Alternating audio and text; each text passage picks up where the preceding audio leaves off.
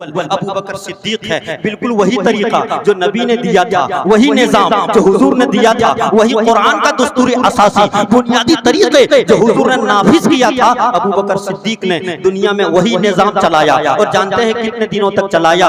2 साल 2 महीने तक अबू बकर सिद्दीक ने निजाम चलाया। अमीरुल मोमिनीन रहे, खलीफतुल मुस्लिमीन रहे। उनके विसाल के बाद फौरन दूसरा खलीफा हजरत उमर फारूक रज़ियल्लाहु ताला अन्हु वो खिलाफत के कुर्सी पर बैठे। हुजूर ने जो तरीका दिया था उसी तरीके पर उन्होंने चलाया, उसी ढंग से उन्होंने भी चलाया। और कितने दिनों तक चलाया? तेजी से सुनते चलिए। हजरत उमर ने 10 साल 6 महीना 4 दिनों तक खिलाफत उन्होंने चलाई। उनके शहादत के बाद, उनके विसाल के बाद तीसरा खलीफा हजरत उस्मान गनी हजरत ज़ुन्नूरैन रज़ियल्लाहु ताला अन्हु ने खिलाफत की कुर्सी को संभाली, अमीरुल मोमिनीन बने। और जानते हैं उस्मान गनी कितने दिनों तक रहे? 12 सालों तक खिलाफत की कुर्सी पे रहे। उनकी शहादत हो गई। उनके शहादत के फौरन बाद अली मुर्तजा शेरे खुदा हैदर कर्रार दामाद पैगंबर अरे हसनैन करीमैन के बाबा जान जो सांस ले ले तो बड़े बड़े काफिरों का सीना टहल जाए, जो सामने आ जाए तो अली शेरे खुदा को देख करके उनका कलेजा फट जाए। अरे दरे खैबर को लोग हिला नहीं पा रहे थे, मगर अली शेरे खुदा ने एक उंगली से दरे खैबर को उखाड़ फेंका है। हैदर कर्रार इनका नाम है। हजरत मौला अली चौथे खलीफा हैं, 4 नंबर पे खलीफा बने, अमीरुल मोमिनीन बने। और कितने सालों तक इन्होंने चलाई मालूम है? 4 साल 8 महीना 9 दिनों तक हजरत अली की खिलाफत। लिख लीजिए, 4 साल 8 महीना 9 दिनों तक इनकी खिलाफत रही। इनके शहादत के बाद हजरत मौला अली ने भी शहादत का जाम नोश किया। इनके शहादत के बाद फौरन इनका बड़ा बेटा हजरत इमाम हसन, बोल दीजिए सुभान अल्लाह, हजरत इमाम हसन खलीफा बने। 6 महीना तक खिलाफत की कुर्सी पे हजरत इमाम हसन रहे। माहौल कुछ नागवार हो गए, माहौल साजगार नहीं थे। आपने इस्तीफा लिख करके आपने खिलाफत से दस्तबरदारी हासिल कर ली। अमीर मुआविया को बादशाह बना दिया, अमीर मुआविया को हाकिम बना दिया, अमीर मुआविया के सुपुर्द आपने खिलाफत कर दी। अमीर मुआविया हजरत उस्मान गनी हजरत उमर फारूक के जमाने में भी मुल्क शाम के हाकिम थे। 20 साल तक वहां के हाकिम रहे और 20 साल बादशाह रहे, कुल 40 साल। और इतनी अच्छी बादशाहत चली, हुक्मरानी चली, क्योंकि वो सहाबी रसूल हैं। और जो सहाबी हैं उनके बारे में हम नहीं कुछ कह सकते, लानतान नहीं कर सकते। उन्होंने जो अमल किया वो जाने, अल्लाह जाने। सहाबी हैं तो उनका दर्जा बहुत बुलंद वाला है। मगर हुआ क्या? अमीर मुआविया की उम्र 78 साल। कितने साल? अमीर मुआविया की उम्र 78 साल। लकवा की बीमारी हो गई, बिस्तर पे पड़ गए। आपने जीते जी अपने बेटे यजीद को तख्त नशी कर दिया, यजीद को कुर्सी पे बिठा दिया। मेरा बेटा अब रहेगा हाकिम, मेरा बेटा अब बादशाहत करेगा। अब सवाल फौरन ये होगा कि जब वो सहाबी थे और यजीद बदमाश था, जब वो बाप सहाबी थे यजीद फासिक था, बाप सहाबी थे यजीद गुनहगार था, अमीर मुआविया सहाबी थे और यजीद शराबी था, तो कुर्सी क्यों दे दी भाई? कुर्सी क्यों दे दी? हुसैन को कुर्सी दे देते। मगर इसका जवाब उलमा ने ये दिया है कि फासिक ये यजीद जो गुनाह करता था बाप से छुप कर करता था, बाप से चोरी छुपे गुनाह करता था। अमीर मुआविया यानी बाप उनके गुनाह से वाकिफ नहीं थे। आज भी ऐसा होता है, बेटा अगर मोबाइल के जरिए रात भर किसी लड़की से बात कर रहा हो, भला बाप को क्या पता है मेरा बेटा क्या रात में गुल खिला रहा है? बाप तो समझता है कि पूरा मोहल्ला में मेरा बेटा सबसे अच्छा है, पूरा गांव में मेरा बेटा चांद जैसा है। बाप तो यही नहीं कहेगा, मगर उसके गुनाह से तो वो वाकिफ नहीं है। मगर जिस दिन बात करते करते किसी लड़की के साथ वो पकड़ा जाएगा, किसी लड़की के साथ वो मुजरिम करार दिया जाएगा, तब बाप की आंखें खुलती हैं कि मेरा बेटा तो बड़ा पापी निकला, मेरा बेटा तो बड़ा गुनहगार निकला, मेरा बेटा तो सजावार निकला। अमीर मुआविया बेटे की हर से वाकिफ नहीं थे। वो बेटा छुप कर गुनाह करता। मगर जैसे ही 78 साल की उम्र में रजब के महीने में अमीर मुआविया का विसाल हुआ, इंतकाल पुरमलाल हुआ, यजीद खुलेआम गुनाह करने लगा, शराब खुलेआम पीता था, जुआ खुलेआम खेलता था, लौंडियाबाजी खुलेआम करता था, नमाज खुलेआम छोड़ता था। बेशुमार गुनाहों के जड़ का नाम यजीद है, फासिक को फाजिर का नाम यजीद है। इमाम ने जान लिया कि यजीद फासिक है, यजीद गुनहगार है। अब हुसैन रज़ियल्लाहु ताला अन्हु के पास जब ये मुतालबा आया, मदीना का गवर्नर वलीद बिन उक़बा ने कहा कि बैत कबूल कर लो। हुसैन ने साफ इनकार कर दिया। ये हाथ हुजूर के हाथ से टच है, ये हाथ पैगंबर के हाथ को छुआ है, ये हाथ अली मौला अली शेर खुदा से मस है, ये हाथ कोई मामूली नहीं है। अभी कारी साहब कबला ने किया तो कहा कि हाथ की लड़ाई थी। अरे करबला के मैदान में, सहाबाए करबला के मैदान में वाले लोग, शहीद होने वाले लोगों के हाथ हाथ नहीं मिल रहे हैं। बिलखुसूस इमाम हुसैन का सर तो मिल रहा है, सारी चीजें सारे आज़ा तो मिल रहे हैं, मगर हाथ नहीं मिल रहा है। क्यों? फरिश्तों से अल्लाह तबारक व तआला ने ये हुक्म कर दिया कि ये यजीद मेरे नबी के नवासे के हाथ का मुतालबा करते हैं। ए फरिश्तों, मेरे नबी के नवासे के हाथ को आसमान पर उठा लो, ताकि शहादत के बाद भी यजीद को हुसैन का हाथ, सुभान अल्लाह, हुसैन का हाथ न मिले।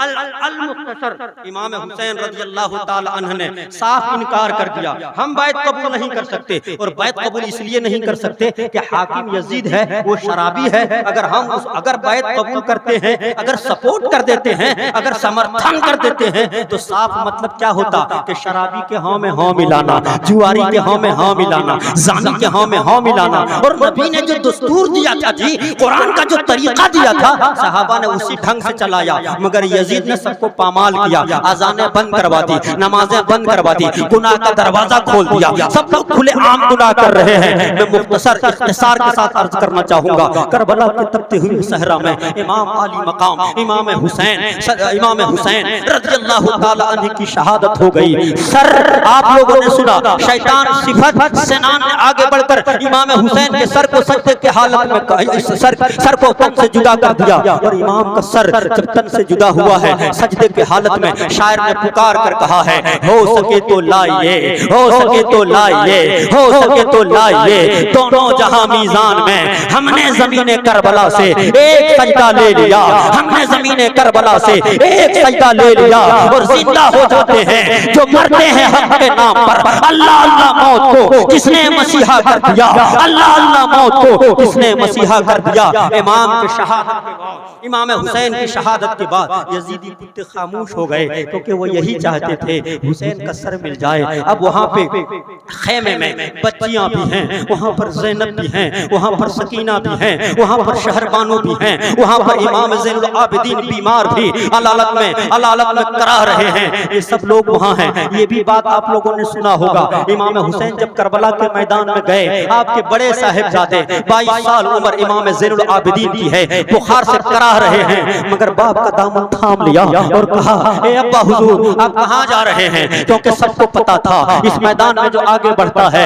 लौट करके उसकी लाश वापस आती है। इस मैदान में जो आगे बढ़ता है शहादत का जाम नोश करते हुए वापस लौटता है। बेटे ने बाप का दामन थामा और कहा, अब्बा हुजूर पहले इजाजत दीजिए, मैं जाऊंगा, मैं आगे बढ़ूंगा। बाप ने मना किया, नहीं बेटा, अगर तू जाएगा तो सकीना का देख रेख करने वाला कौन होगा? अगर तू जाएगा तो ज़ैनब का महरम कौन ठहरेगा? अगर तू जाएगा तो मेरी नस्लें आगे कैसे बढ़ेगी? ए बीमार ज़ैनुल आबिदीन, ए मेरा बेटा इमाम ज़ैनुल आबिदीन, सुन लीजिए, मैं जाता हूँ, मेरी शहादत के बाद ये यजीदी तुम्हें कुछ नहीं करेंगे। तुम्हारे शहादत के ये दर पे नहीं है, तुम्हारे खून के ये दर पे नहीं है, तुम्हारे खून के ये प्यासे नहीं है। इमाम ने समझाया, बिस्तर पे लिटाया, कहा बेटा आराम करो, तू इन लोगों की देख रेख करना। आप मुख्तसर इख्तिसार के साथ अर्ज करूं, इतने मसाइब व आलाम के पहाड़ टूटे करबला में, खेमों में आग लगा दी गई, खेमे जला दिए गए, मगर जितनी औरतें थी कभी भी पर्दा नजर नहीं आ रही हैं, कभी सर से दुपट्टा नहीं हट रहा है, कभी वो उरिया बदन नहीं नजर आ रहे हैं, कभी खुले बदन नहीं नजर आ रहे हैं। और बदन कैसे खोलते? क्योंकि वो नबी के घर वाली न थी, नबी की शहजादियां न थी, उन्होंने पर्दे का मुकम्मल इंतजाम किया। एक बात और है, नमाजें नहीं छूट रही हैं, रोजे नहीं छूट रहे हैं, इबादतें नहीं छूट रही हैं। अरे नवी मुहर्रम की रात को जो इमाम ने मोहलत मांगी थी, सिर्फ इसलिए मांगी थी ताकि भर पेट कुरान की तिलावत कर लें, नमाजें पढ़ लें, अल्लाह की इबादत कर लें। आज 12 मुहर्रम खत्म करके 13 मुहर्रम में हम लोग पहुंच गए। अब जरा अपने दामन को भी हम लोगों को झांकना होगा कि 13 मुहर्रम आ गया, हमने कै पारा कुरान पढ़ा, हमने कितनी नमाजें पढ़ी, हमने कितने सजदे किए, हमने कितने सदकात किए, हमने कितने अतियात किए। अरे सब ठीक है, वो की जिसने किया अच्छा किया, मगर आपने सबील का इंतजाम किया, ये तो हुसैन की मोहब्बत ही में न किया है। प्यासों को पानी पिलाया, हुसैन की मोहब्बत ही में तो है। खाना बनाया, लोगों को खिलाएंगे, हुसैन की मोहब्बत में है। ए हुसैन, सारा अमल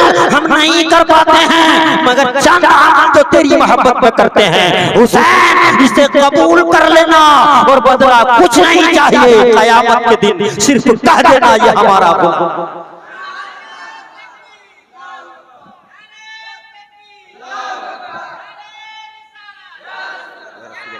या अली, या अली। इमाम हुसैन रज़ियल्लाहु ताला अन्हु की शहादत हो गई। यजीदी कुत्तों ने नेज़े पे सरे अक़दस को बुलंद किया, सरे अक़दस को बुलंद किया।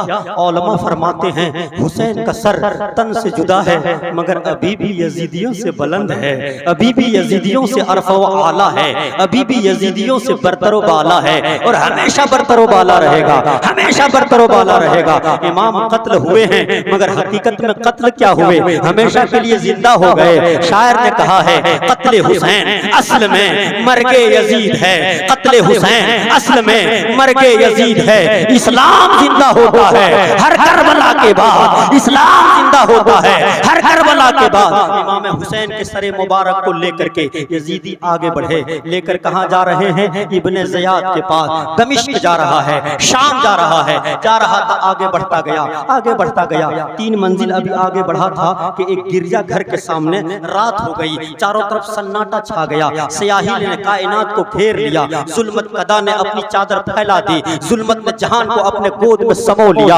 अब लोगों का ख्याल गुजरा यजीदियों का कि ऐसा करो, रात हो गई है, रात को सफर करना मुनासिब नहीं है, रात को आगे बढ़ना अच्छा नहीं है, रात को आगे बढ़ना बेहतर नहीं है। तो दूसरे ने कहा फिर क्या करना चाहिए? कहा यहीं पे पड़ाव डाल दो, यहीं पर क़याम कर लो, यहीं पर रात गुजार लो, रात गुजर जाएगी, सुबह सफेदा नमूदार होगा, सुबह का उजाला हर तरफ फैल जाएगा, फिर हम लोग आगे बढ़ेंगे। यजीदी हम लोगों को इनाम देगा क्योंकि सर हम लोग लेकर के जा रहे हैं, इकराम से नवाजेगा। इतने में गिरजा घर से एक राहिब निकला। राहिब का मतलब ये है कि वो कलमा गो नहीं है, राहिब का मतलब ये है कलमा पढ़ने वाला नहीं है, राहिब का मतलब ये है वो काफिर है, राहिब का मतलब ये है वो बेईमान है। मगर वो राहिब ने जब हुसैन को सर को देखा है, हजरत हुसैन के सर पे निगाह पड़ी है, तो राहिब बोल पड़ा ये सर किसका है? इतना खूबसूरत सर, इतना खूबसूरत चेहरा वाला ये सर अक़दस किसका है?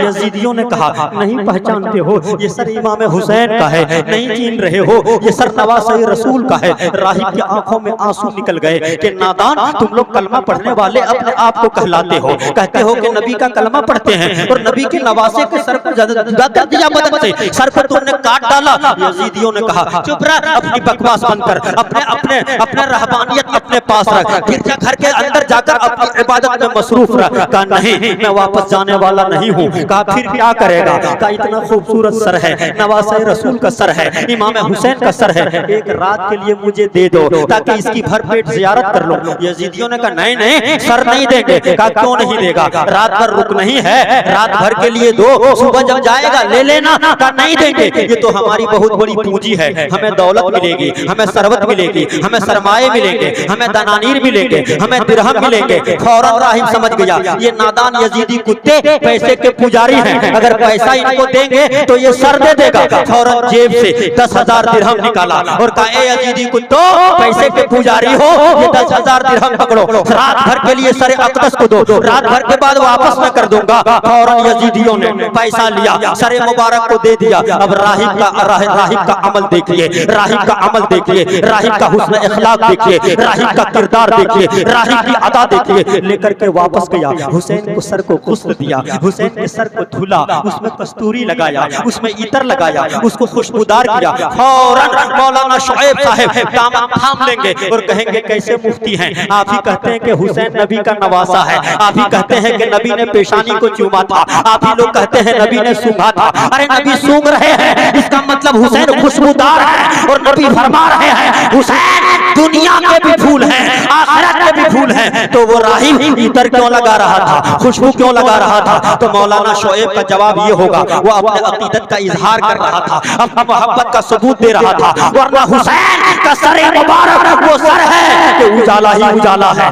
नूर ही नूर है। अरे हुसैन के बदौलत हम लोग खाते हैं, हुसैन के बदौलत हम लोग जीते हैं, हुसैन के बदौलत हम लोग पीते हैं। हुसैन के जिस्म में वो खुशबू थी कि कायनात मुअत्तर हो जाए। मगर राहिब ने अपनी मोहब्बत का इजहार किया, धुला, इतर से मुअत्तर करके मुसल्ला बिछाया, मुसल्ला बिछा करके सामने रखा और सामने रख करके जानते हैं क्या कहा? नमाज क्या किया? नमाज नहीं पढ़ा, इबादतें नहीं की, गौर से हुसैन के सर को देखता रहा, गौर से टकटकी बांधकर हुसैन के सर को देखता रहा। एक लम्हा भी इधर उधर नहीं देखा। हुसैन का सर देख रहा है तो देखा जा रहा है, देखते जा रही है, निगाहें मुड़ नहीं रही है, निगाहें फिर नहीं रही हैं, निगाहें खीरा नहीं हो रही है। देखता रहा, रात का जब आखिर पहर हुआ, रात का आखिरी हिस्सा हुआ, तो जानते हैं क्या हुआ कि देखते ही देखते उसने क्या देखा कि हुसैन के सरे मुबारक से नूर निकल रहा है, नूर जाहिर हो रहा है, और नूर आसमान से बातें कर रहा है। जब इस नूर को तन से जुदा सर में राहिब ने देखा,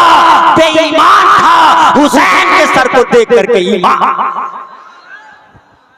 हुसैन के सरे मुबारक को देख करके कलमा पढ़ लिया, इस्लाम में दाखिल हो गया। सुबह का सफेदा नमूदार हुआ, सुबह का सफेदा उजाला हर तरफ फैलने लगा। वो सर ला करके रोता हुआ वापस दिया, कहा नादान, तुमने इस सर को तन से जुदा करके जहन्नम खरीद ली है, तुमने जहन्नम की कीमत चुका दी है, क्योंकि ये सर जन्नती नौजवानों के सरदार का है, और जन्नती नौजवानों पर जो जुल्म का पहाड़ तोड़ेगा वो जन्नत में नहीं जा सकता है, उसके लिए हमेशा हमेशा के लिए जहन्नम है, आबाद के लिए जहन्नम है, हमेशा के लिए वो जहन्नम ही बन जाता है। इमाम हुसैन का सर मुबारक लेकर के आगे बढ़ा, दमिश्क पहुंचा। मैं अर्ज करना चाहूंगा, बहू बेटियां भी साथ में हैं, बीबी ज़ैनब भी साथ में हैं। ये ज़ैनब कौन है? इमाम हुसैन की बहन मोहतरमा है, इमाम हुसैन रज़ियल्लाहु ताला अन्हु की बहन है। बहुत सब्र की पहाड़ थी ज़ैनब, सब्र का दामन। आज हमारी माँ बहनें हैं, अगर थोड़ी सी परेशानियां आ जाए तो वो बात बात में झगड़ा करती है, बात बात में उलझ जाती है, परेशान हो जाती है। मगर ए बहू बेटियों, तुम किरदार देख लेना करबला में, ज़ैनब का किरदार देख लेना, फातिमा के बेटी का किरदार देख लेना, फातिमा के बेटी का अमल देख लेना कि सारा घर लुट गया है, मगर सब्र का दामन नहीं छूटा है, पर्दे का दामन नहीं छूटा है, नेकी का दामन नहीं छूटा है, सदका खैरात के दामन नहीं छूटे हैं। इमाम हुसैन के घर वाले सब के सब सखी हैं, सखावत में बेमिसाल हैं। करबला के तपते हुए सहरा से दमिश्क शाम जाते जाते सारे ये सर लेकर के यजीदी कुत्ते बहन बेटियों को लेकर के यजीद के पास पहुंचा। इमाम ज़ैनुल आबिदीन यजीद के पास पहुंचे, और ज़ैनब यजीद के पास पहुंची। ये ज़ैनब क्या हिम्मत का दाद देने के काबिल, ज़ैनब का हौसला इस कदर बुलंद था कि यजीद की हर बात का जवाब ज़ैनब देती थी और कहती थी, ए यजीद तू क्या हूँ? अरे मैं नबी के घर की बेटी हूँ, नबी की दुलारी हूँ, नबी की साहबजादी हूँ, फातिमा बतूल के जिगर पारा हूँ। हम अगर डरते हैं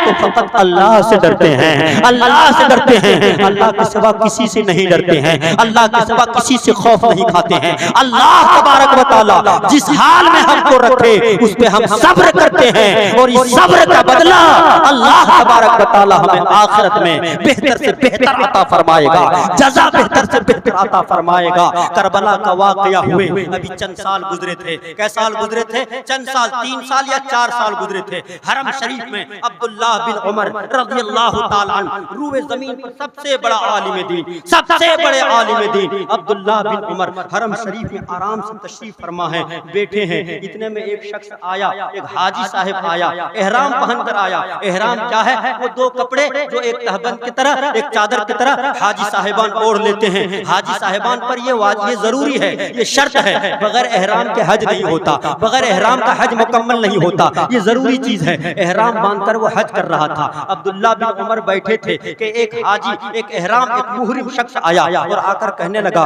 ए अब्दुल्लाह इब्न उमर, इस वक्त रूए जमीन पर सबसे बड़े आलिम दीन आप हैं, आपसे एक मसला जानना चाहते हैं, आपसे एक मसला पूछना चाहते हैं, आपसे एक सवाल है। अब्दुल्लाह बिन उमर ने निगाह ऊपर की और कहा, पूछो, क्या पूछना चाहते हो? तो उस शख्स ने पूछा कि हुजूर ये बताइए, हम एहराम पहने हुए हैं, ये देखिए ना एहराम के हालत में है, और एहराम के हालत में मच्छर या मक्खी, मच्छर था या मक्खी थी हमको नहीं पता, मगर ये मच्छर बैठ गया था, हमने गफलत में, हमने सहवन यानी भूल कर हाथ से मारा, मच्छर मर गया, मक्खी मर गई, लेकिन खून अभी तक लगा हुआ है। ए अब्दुल्लाह इब्न उमर, ये मसाला बता दीजिए, हमको दम देना होगा, हमको फिदिया देना होगा, या कोई सदका खैरात करना होगा ताकि ये मिट जाए, इसकी तलाफी हो जाए। अब्दुल्लाह इब्न उमर ने गौर से उस शख्स को देखा और जानते हैं देखने के बाद क्या कहा, तुम कहाँ के रहने वाले हो?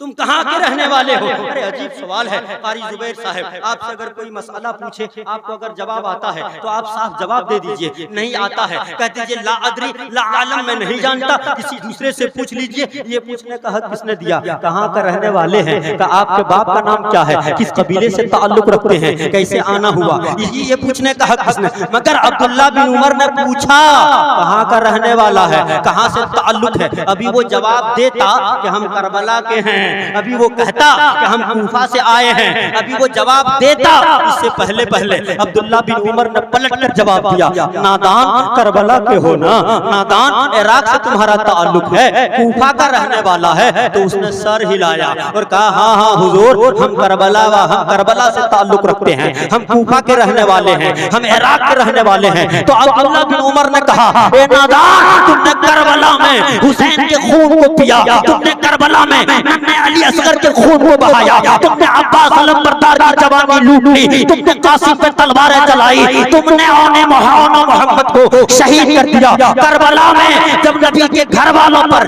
तीर चला रहा था, तलवारें चला रहे थे, खून से लहूलुहान कर रहा था, उस वक्त मसला नहीं पूछा था कि हुसैन के घर वालों का खून पीना कैसा है, उस वक्त मसला नहीं पूछा था कि नबी के नवासे पे तीर चलाना कैसा है, उस वक्त मसला नहीं पूछा था नबी के घर वालों पे तलवार चलाना कैसा है। ए कूफियों, ए यजीदियों, ये मसाला मच्छर और मक्खी का मसाला यजीदियों के लिए नहीं है, ये हुसैनियों के लिए है, ये बरेलवियों के लिए है, ये अजहरियों के लिए है, ये बगदादियों के लिए है, ये अहले बैत अतहार से मोहब्बत करने वालों के लिए है। जो हुसैन से मोहब्बत करता है उनके लिए मसाला है, जो हुसैन से मोहब्बत नहीं करता है उनके लिए मसाला नहीं।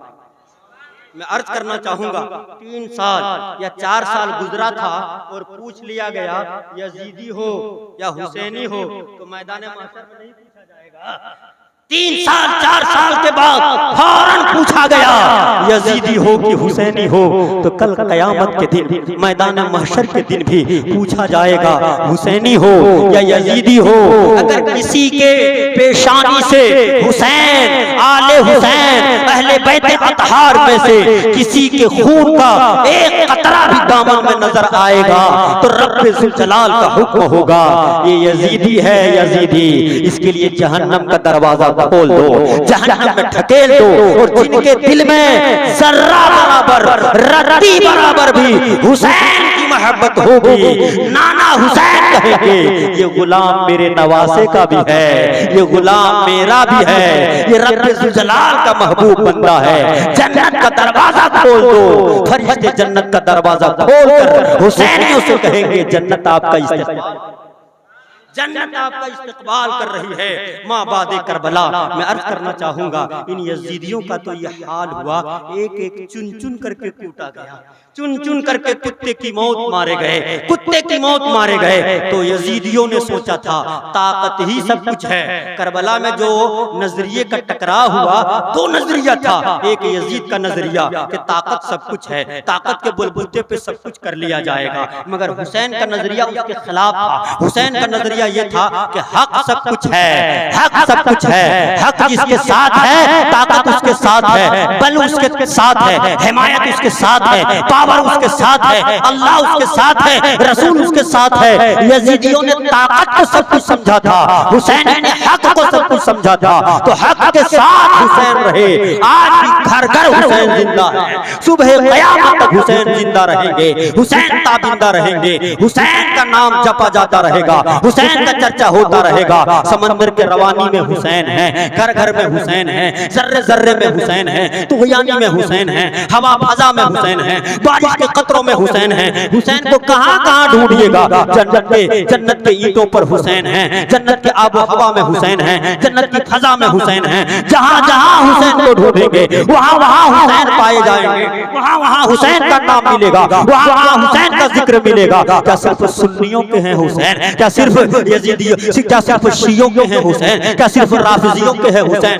नहीं, हर कौम के हैं हुसैन, हर कौम के हैं हुसैन। क्या सिर्फ मुसलमान के प्यारे हैं हुसैन, चरखे नौए बशर के तारे हैं हुसैन। इंसान को बेदार तो हो लेने दो, हर कौम पुकारेगी हमारे हैं हुसैन, हर कौम पुकारेगी हमारे हैं हुसैन। जिसने कहा हुसैन हमारे हैं, जिसने कहा हुसैन मेरे हैं, समझ जाइए वही मोमिन कामिल है, वही पक्का मुसलमान है। अल्लाह रब्बुल इज्जत की बारगाह में दुआ है, अल्लाह तबारक व तआला